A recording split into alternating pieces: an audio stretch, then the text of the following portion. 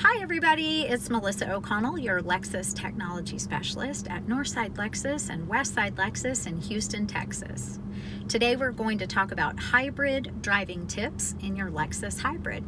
So if you're wanting to maximize your fuel economy, number one, you want to make sure that you're not carrying a lot of extra cargo in the vehicle.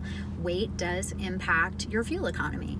You also want to make sure that you have proper inflation of your tires. You're going to want to check that depending on the tire on your Lexus Hybrid. And then you want to use the energy monitor screens to help you better learn how to maximize your fuel economy. We're going to check that out today. Let's go for a drive. Your primary hybrid monitor is going to be located on the main screen of the vehicle, whether you have a navigation vehicle or non-navigation. This is the home screen on a non-navigation vehicle, and the hybrid monitor is on the left-hand side. You can customize that. Keep in mind that the energy monitor is just a summary of what's going on in the vehicle, where the power is coming from, or if you're regenerating power, so either through braking or you're using one of the motor generators to build power to the battery, it's going to show that in the highlight, and we'll get more details as we drive. The multi-information display, which is controlled by the arrow panel, also has a hybrid energy monitor in the main information page. You can either move up or down and just scroll until you see that energy monitor summary. So what our monitors are telling us right now is the gasoline engine has turned on and it's sending power to that hybrid battery. Keep in mind that your hybrid battery is never going to fully charge or fully discharge so that it doesn't create a memory pattern for the battery. So when you are wanting to maximize your fuel economy, one of the main things that you want to practice is being light on the throttle and light on the brake. A lot of people don't realize that heavy braking can decrease your fuel efficiency, and that's because with a hybrid, when you're braking, you're actually regenerating power for your hybrid battery through the braking process. So the discs on your disc brakes aren't going to engage with regular braking until about 5 miles per hour. So you actually have less wear and tear on your brakes with a hybrid, which is a bonus. If you want to take a look at our monitor screen, you'll notice that we are at a stop. Our gasoline engine is not on. We are in full electric mode. If we start to accelerate or we lower the temperature in the vehicle or crank up the fan on our air conditioning system, we're going to be placing a bigger demand on the system, and you might see the gasoline engine engage. Keep in mind that when you're driving, there's not a set speed for the gasoline engine to come on. So that's a big misconception about hybrid vehicles, is that the gasoline comes on at a particular time, and it doesn't. It just depends on what kind of demand you're placing on the system. Basically, how hard are you pushing on the gas?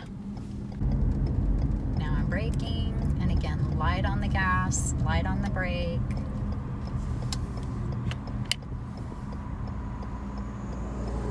I do have a cool tip for when you're driving on the freeway, so we'll talk about that once we safely get onto the freeway.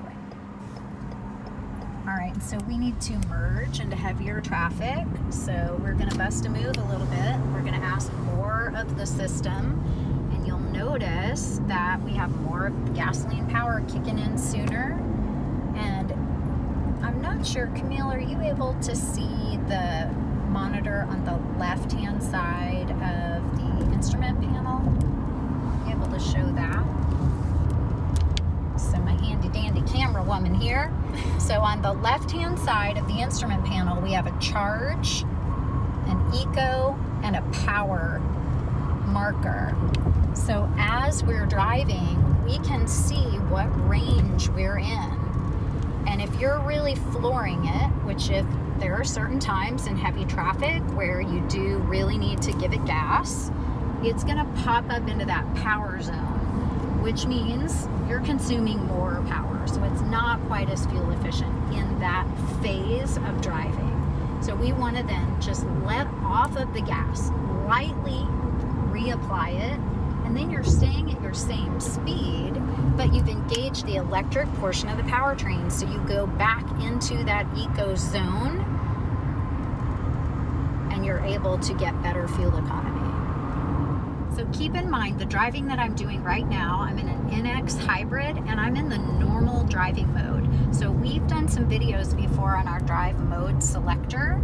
So that means I could even drive in eco mode. So if I turn my drive mode selector to the left, I can select eco mode, and that's going to let my vehicle make some of these driving decisions for me with the accelerator. So it basically helps to train you to not be a lead foot.